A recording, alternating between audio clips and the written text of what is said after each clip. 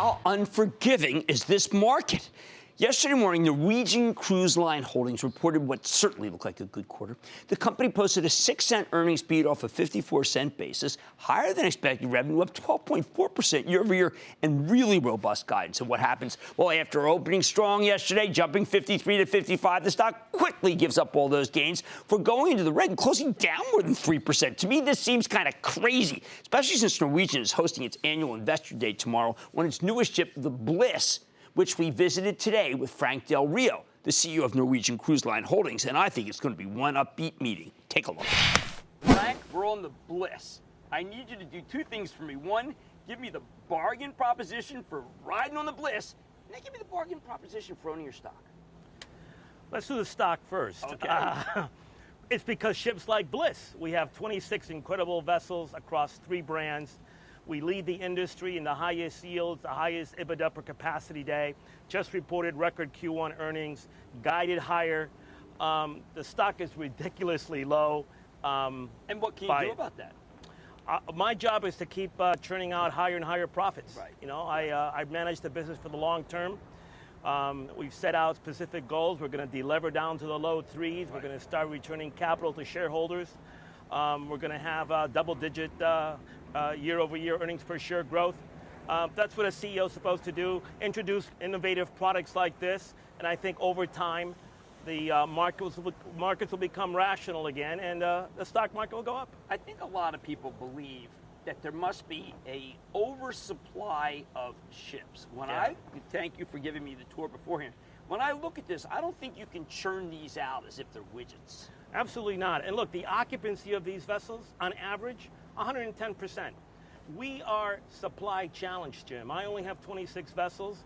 There are at least a dozen unserved or underserved markets that I can roll off the tip of my lips to tell you that I need more vessels. And we do have more vessels coming, on average 1 per year through 2025.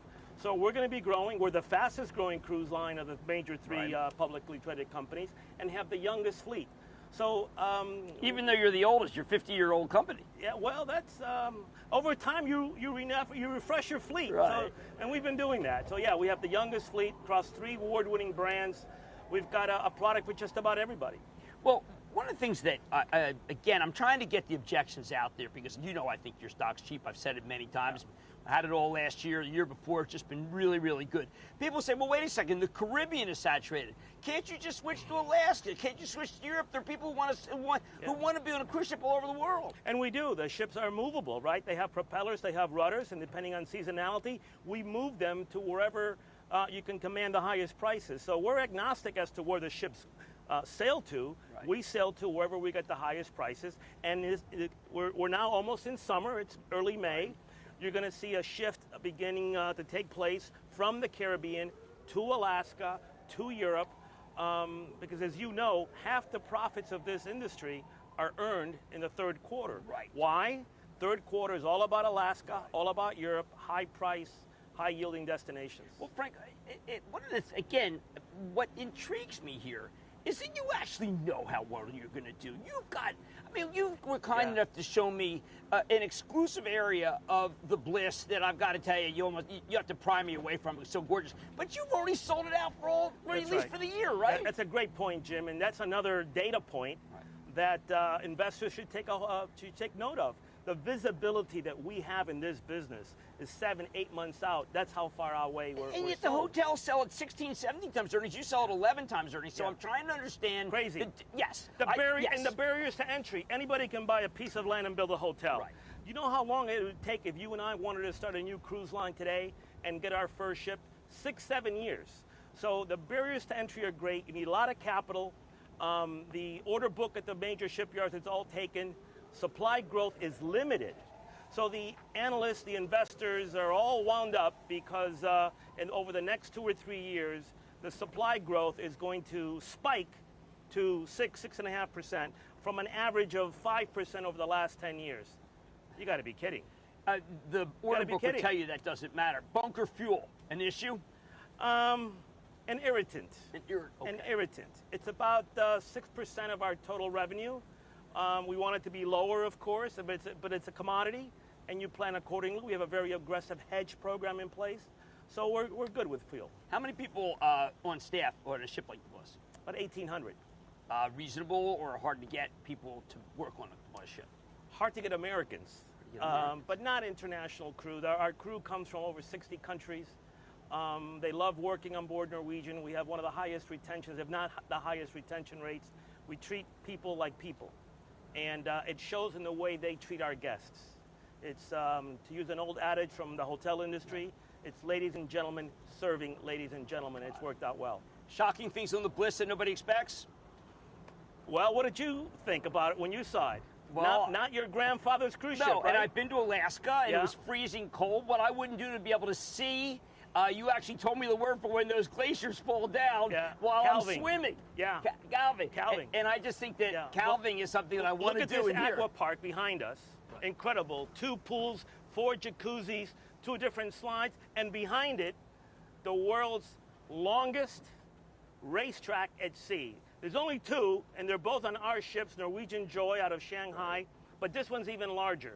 We're going to go up there in a little bit, and you and I are going to race around a 1,000-foot-long racetrack, double-decker, 8 turns, at speeds of up to 35 miles an hour. You told me your pricing, and frankly, cruising, as I know from my daughter, is an incredible bargain. Yeah. Why can't you charge more? We do year after year. You know, we have the highest yields in the industry by a wide margin, Jim. Okay. But, you know, the basic business model of the cruise industry is you must have every single cabin full on every sailing, because the opportunity cost of an empty cabin is not a couple of hours like the airline industry with another, you know, landing and takeoff. It's 7 days or 10 days until your next cruise. So we continue to market and revenue manage our product. First you fill, then you maximize pricing, and I think we're the best in the industry at doing that. What do you know about your customers? How are you leveraging the incredible big data that you must have to figure out what to do per person? Yeah, it's a very good question. We have big data, not just for the Norwegian brand, for all 3 of our brands. Each marketplace is different. Millennials are taking over the Norwegian brand, for example.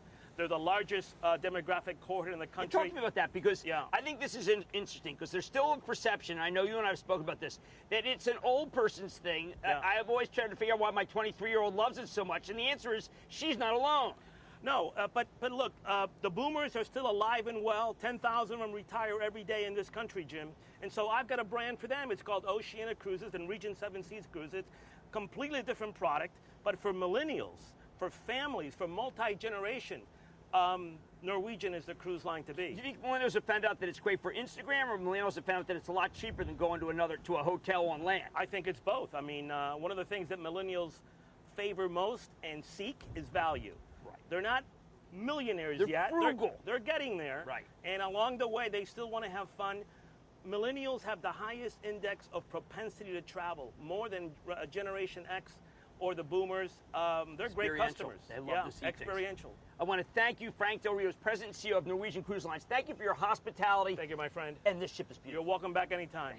Thank you. Booyah! Jim Cramer here from Mad Money. Thanks for watching CNBC on YouTube.